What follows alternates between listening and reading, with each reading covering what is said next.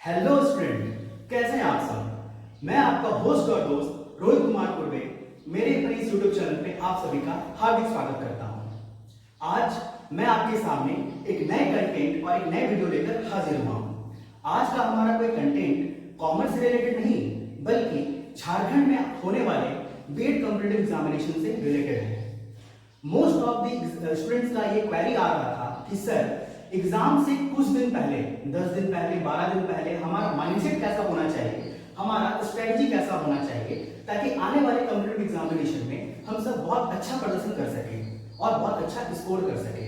तो मैं आज आप सबके सामने वही स्ट्रेटजी, वही वीडियो लेकर हाजिर हुआ हूँ। वीडियो में लास्ट तक बने रहिएगा और मैं उम्मीद करता हूँ आपको मेरी ये वीडियो बहुत समझ में आई होगी। आज मैं आपके सामने कुछ 10 स्ट्रेटजीज के बारे में जिक्र करने वाला हूँ और आशा करता हूँ ये 10 स्ट्रेटजी आपके अपकमिंग एग्जामिनेशन में आपके लिए बहुत इंपॉर्टेंट होगा। सबसे पहला स्ट्रेटजी है, देखिए सबसे पहला स्ट्रेटजी में समझने वाला है कि एग्जामिनेशन पैटर्न। जिस हिसाब से आप देख सकते हैं कि एग्जामिनेशन पैटर्न क्या होना चाहिए। आपको पता है कि झारखंड का जो बीएड एग्जामिनेशन होने वाला है, कॉम्पिटिटिव एग्जामिनेशन होने वाला है, उसको 3 सेक्शन में बांटा गया है, 3 सब्जेक्ट में बांटा गया है। पहला सब्जेक्ट आपका लैंग्वेज प्रोफिशिएंसी है, सेकंड सब्जेक्ट आपका टीचिंग एप्टीट्यूड है और तीसरा सब्जेक्ट आपका रीजनिंग एबिलिटी है। और यहाँ पर अगर आप क्वेश्चंस की बात करें और मार्क्स की बात करें तो number of questions language proficiency में कुल मिलाकर 30 क्वेश्चन होने वाले हैं, जिसमें से आपका 15 क्वेश्चंस हिंदी के और 15 क्वेश्चंस इंग्लिश के रहने वाले हैं। साथ ही साथ टीचिंग एप्टीट्यूड के 40 क्वेश्चंस और रीजनिंग एबिलिटी के 30 क्वेश्चंस रहने वाले हैं और हर एक क्वेश्चन 1 मार्क्स का होगा। ठीक है, इस हिसाब से 100 क्वेश्चन 100 मार्क्स का। स्टूडेंट्स, ध्यान देने वाली बात यह है कि हमारा जो ये कॉम्पिटिटिव एग्जामिनेशन होने वाला है इसमें नेगेटिव मार्किंग है। मतलब हर एक क्वेश्चन के बदले 1 मार्क्स और हर एक रॉन्ग क्वेश्चन के बदले आप जो रॉन्ग क्वेश्चन अटेम्प्ट करेंगे उसके लिए 0.25 मार्क्स का रिडक्शन कर दिया जाएगा। तो हमें ये बात बहुत ध्यान से समझने वाली बात है। और एक बात, आपका जो एग्जाम होने वाला है वो OMR बेस पे होगा। ठीक है, सेकंड हमारा स्ट्रेटजी क्या है कि यहाँ पर क्या दिख रहा है, आप देख सकते हैं। सेकंड हमारा स्ट्रेटजी है attempt maximum questions with accuracy. अब स्टूडेंट्स, आप एक चीज देख रहे हैं, मैंने एक्यूरेसी को बहुत ज्यादा ध्यान में रखा है। किसी भी एग्जामिनेशन में जिसमें नेगेटिव मार्किंग का प्रोविजन होता है वहां पर एक्यूरेसी का बहुत बड़ा रोल है। मैक्सिमम क्वेश्चन तो आपको अटेम्प्ट करना है, साथ ही साथ एक्यूरेसी भी मेंटेन करके चलना है। इसे हम एक एग्जांपल से समझते हैं। मान लीजिए कि एक स्टूडेंट ने 80 क्वेश्चन अटेम्प्ट किया, जिसमें से उन्होंने 60 क्वेश्चन सही किया और 20 क्वेश्चन रॉन्ग। इस हिसाब से उसका कुल टोटल मिलाकर के नेट मार्क्स आएगा आपका 55 मार्क्स, क्योंकि 20 क्वेश्चंस का 20 क्वेश्चन इनटू 0.25 करके आपका रिडक्शन हो जाएगा 5 मार्क्स और 60 में से 5 मार्क्स माइनस होते तो 55 मार्क्स वो ला रहे हैं। वहीं एक स्टूडेंट है जिन्होंने केवल 65 या 70 क्वेश्चन अटेम्प्ट किया और उसने एक भी गलत नहीं किया, तो वो स्टूडेंट 65 to 70 क्वेश्चन आराम से मार्क्स आराम से ऑप्ट कर सकते हैं। तो देखा आपने एक्यूरेसी का नतीजा। तो आपको मैक्सिमम क्वेश्चंस के साथ साथ एक्यूरेसी में बहुत ज्यादा फोकस करना है। हम चलिए अपने तीसरे स्ट्रेटजी की तरफ बढ़ते हैं। तीसरा हमारा स्ट्रेटजी है focus on strong sections. Most of the students क्या करते हैं, एग्जामिनेशन से कुछ दिन पहले वो अपने स्ट्रॉन्ग सेक्शंस को कहीं ना कहीं नजरअंदाज कर देते हैं और अपने वीकर सेक्शन को ज्यादा पढ़ते हैं। उन्हें लगता है कि भाई तो स्ट्रॉन्ग सेक्शन है, ये तो मेरा खुद का पार्ट है, ये तो मैं आराम से कर लूंगा और वीकर सेक्शन में मैं पढ़ता हूँ। इससे क्या होता है, वीकर सेक्शन में ठीक है, चलिए आप मार्क्स स्कोर कर लीजिएगा, बट स्ट्रॉन्ग सेक्शंस आपका कहीं ना कहीं गड़बड़ा जाता है, जिस वजह से आप मार्क्स अच्छा लाने में असमर्थ हो जाते हैं। तो आपको एक चीज ध्यान रखना है, आपको ऐसा एक स्ट्रेटजी बनाना है, आपको एक ऐसा ब्लूप्रिंट तैयार करना है कि 10 या 15 दिन के अंदर हम अपने स्ट्रॉन्ग सेक्शन पर फोकस करें और अपने वीकर सेक्शन पर भी फोकस करें। आपको किसी भी सेक्शन को नजरअंदाज करके नहीं चलना है। नेक्स्ट हमारा स्ट्रेटजी की तरफ हम बढ़ते हैं। नेक्स्ट हमारा स्ट्रेटजी है questions are attempt on part wise. ये चीज को बहुत ध्यान से समझिएगा। ये बहुत एक तरीका है किसी भी कॉम्पिटिटिव एग्जामिनेशन में क्वेश्चन को डील करने का। किसी भी एग्जामिनेशन में, बीएड के एग्जामिनेशन में आपको करना क्या है, आपको जो क्वेश्चन आप अटेम्प्ट कीजिएगा वो क्वेश्चन आप 3 से 4 पार्ट में अटेम्प्ट करना है। क्वेश्चन का OMR आपको मिल जाएगा, क्वेश्चन सीट और OMR आपको मिल जाएगा। आप OMR में टिक मत कीजिए, मैं अपना पर्सनल एक्सपीरियंस आपको बता रहा हूं। आप सबसे पहले पार्ट में 100 क्वेश्चंस में अप्रॉक्स 30 to 35 क्वेश्चंस आप पढ़ करके गए हैं, आप इजीली सॉल्व कर सकते हैं, वो पहले सॉल्व कर लीजिए। फिर सेकंड पार्ट में आपको कुछ क्वेश्चंस होगा जिसके लिए थोड़ा सा आपको दिमाग लगाना पड़ेगा, जिसके लिए आपको थोड़ा सा कैलकुलेट करना पड़ेगा, कैलकुलेशन करना पड़ेगा, दिमाग में जोर देना पड़ेगा। तो आप सेकंड में उन क्वेश्चंस को अटेम्प्ट कीजिए जो थोड़ा दिमाग लगा के या थोड़ा सा दिमाग में जोड़ करके बन जा रहा है। थर्ड में हमारा आता है वैसे क्वेश्चन जिसके बारे में आपने हल्का फुल्का पढ़ा है और आपके अंदाजे के अनुसार आप सोचेंगे कि इसका आंसर ये हो सकता है, तो आप उस हिसाब से उसको अटेम्प्ट कर सकते हैं। आई होप आपको मेरी बात समझ आ रही होगी। आप क्वेश्चंस को पार्ट वाइज अटेम्प्ट कीजिए, जिससे आपका मार्क्स काफी अच्छा होगा और आप इजीली क्वेश्चंस को अटेम्प्ट कर पाएंगे और विद इन समय में क्वेश्चन को अटेम्प्ट कर पाएंगे। क्वेश्चन में स्टक नहीं हो जाना है। सीरियल वाइज बनाने जाएंगे, 1 नंबर क्वेश्चन बनाएं, 2 नंबर क्वेश्चन बनाएं, 3 नंबर क्वेश्चन बनाएं, तो स्टक हो जाएंगे और टाइम आपके पास लिमिटेड है। तो इस बात का बहुत ध्यान दीजिएगा कि क्वेश्चंस को पार्ट वाइज बनाना है विद इन टाइम में। हमारा पांचवा स्ट्रेटेजी है focus on objective questions rather than descriptive study. अब देखिए स्टूडेंट, ये होता क्या है, जैसा कि आपको पता है आपका जो झारखंड का बीएड कॉम्पिटिटिव एग्जामिनेशन होने वाला है वो ऑब्जेक्टिव बेस्ड होने वाला है। और डिस्क्रिप्टिव स्टडीज क्या होता है, मान लीजिए कि हम टीचिंग एप्टीट्यूड में इंटरपर्सनल स्किल्स के बारे में पढ़ रहे हैं, ठीक है, या टीचिंग लर्निंग प्रोसेस के बारे में पढ़ रहे हैं। अगर आप उसको डिटेल स्टडी करते हैं और इस लास्ट मोमेंट में आप डिटेल स्टडी करते हैं, तो कहीं ना कहीं आपका रीजनिंग पार्ट हो गया, आपका लैंग्वेज प्रोफिशिएंसी पार्ट हो गया, वो कहीं ना कहीं छूट जाएगा। तो आपको करना क्या है, आपको ऑब्जेक्टिव क्वेश्चंस के ऊपर ध्यान देना है। इससे आपको पता चलेगा, इससे मोटा मोटी आपको एक आइडिया मिलेगा कि क्वेश्चंस किस प्रकार से हमारे एग्जाम में पूछे जा रहे हैं, क्वेश्चंस को टैकल कैसे करना है, और उसके क्वेश्चंस के बाद आप उसका डिस्क्रिप्टिव अध्ययन करें, जिस वजह से लास्ट के मोमेंट में आपको बहुत फायदा होने वाला है और आप अच्छे मार्क्स स्कोर करेंगे।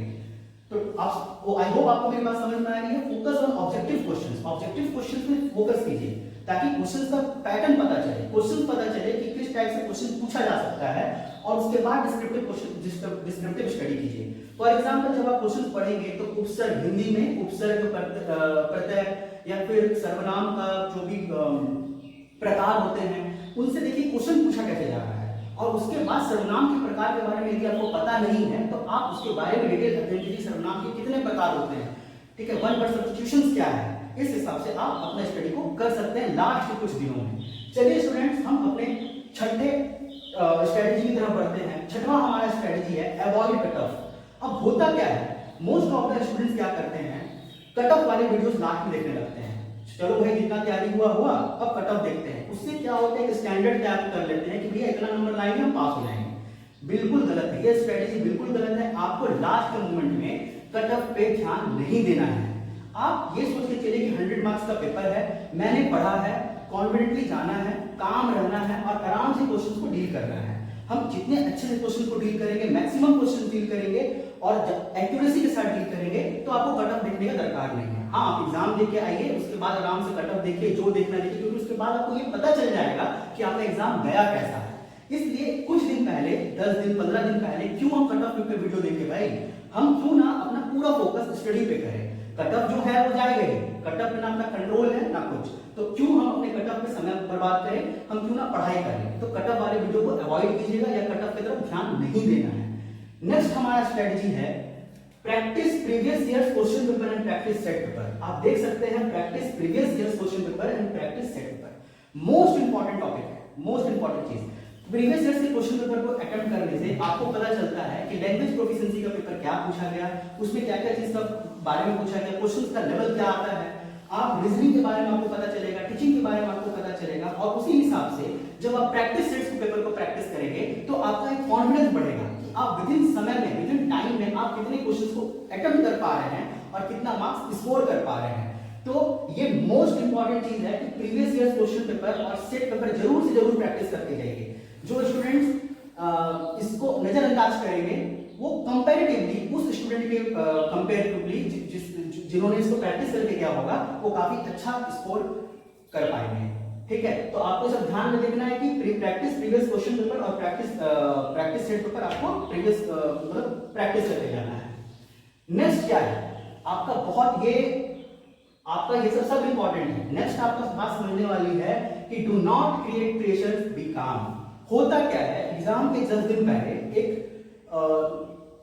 हवा क्रिएट कर दिया जाता है, एग्जाम है आपको अगर माइंड का सेट प्रेशर हो जाएगा, अरे आप एग्जाम में पढ़ नहीं रही हो या पढ़ नहीं रहे हो, घर वाले का प्रेशर, दोस्तों का प्रेशर, सर तुम्हारे एग्जामिनेशन का प्रिपरेशन कैसा चल रहा है, दिन भर पढ़ते रहते हो भाई, इतना दिमाग लगाना नहीं है। बी पेशेंस के साथ क्रिएट करना है और क्रिएट अपने ऊपर प्रेशर नहीं क्रिएट करना है। एग्जाम ही तो है, क्या है, देखिए बात को समझिएगा। झारखंड का जो बीएड कॉम्पिटिटिव एग्जामिनेशन होता है, ये एग्जामिनेशन कंडक्ट करवाया जाता है किसी भी गवर्नमेंट कॉलेजेस या प्राइवेट कॉलेजेस में बीएड के लिए एडमिशन लेने के लिए उतना प्रेशर क्रिएट नहीं करना है कि एग्जाम ही तो है, अब हम प्रेशर क्रिएट कर लें और उस प्रेशर के तले बोझ तले अपने एग्जाम देने के लिए, तो एग्जाम वैसे भी खराब हो जाएगा। आपको एकदम काम रखना है और किसी भी तरह का प्रेशर, किसी भी तरह का दबाव अपने ऊपर क्रिएट नहीं होने देना है। नेक्स्ट हमारा आता है self confidence. Self confidence, confidence तो जैसे आप सब समझते ही हैं, किसी भी काम को कर पाना या ना कर पाने में कॉन्फिडेंस का बहुत बड़ा रोल है। और आप जब तक खुद पे भरोसा नहीं कर सकेंगे, कोई भी लोग, आपके रिलेटिव्स, आपके घर के लोग, आपके फैमिली के लोग, किसी को भी आप पे भरोसा नहीं होगा। तो सेल्फ कॉन्फिडेंस बहुत ज्यादा जरूरी है। आप ये सोचिए कि हमसे नहीं होगा तो किससे होगा, मेरे में क्या कमी है, हम नहीं कर पाएंगे तो कौन कर पाएगा। ये कॉन्फिडेंस रखना बहुत जरूरी है और साथ ही साथ कॉन्फिडेंस के साथ पढ़ाई करना जरूरी है। ऐसा आप यकीन मानिए मेरे दोस्तों, यकीन मानिए मेरे फ्रेंड्स, ऐसा कोई काम नहीं है कि जो कॉन्फिडेंस के दम पे नहीं किया जा सकता। कॉन्फिडेंस के साथ काम करना है, चाहे एग्जाम हो, चाहे किसी भी तरह का काम हो, शिद्दत के साथ करना है, कॉन्फिडेंस के साथ करना है। चलिए लास्ट और हमारा next, last but not the least, ये हमारा नेक्स्ट आता है, लास्ट स्ट्रेटेजी है physically as well as mentally present in examination. अब हम ये बात बता रहे हैं कि एग्जामिनेशन के दिन का, आप समझिए कि एग्जामिनेशन मान लीजिए कि आपका 13 तारीख को है और 12 तारीख या 13 तारीख का सुबह क्या होगा, जब आप एग्जाम देने जाओगे तो वहां पर देखोगे बहुत सारे स्टूडेंट्स बुक पढ़ रहे हैं, बहुत सारे स्टूडेंट्स नर्वस हैं।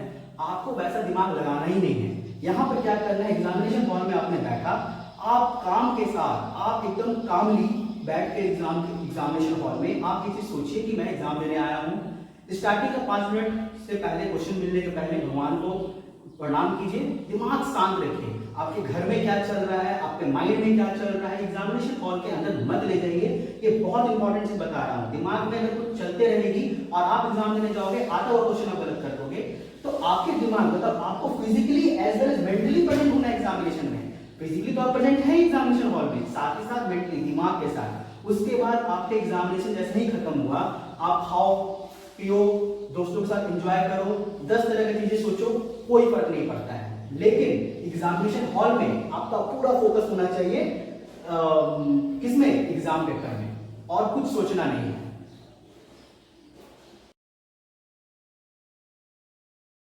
तो फ्रेंड्स, ये हमारा 10 स्ट्रेटेजी यहाँ पर कंप्लीट होता है।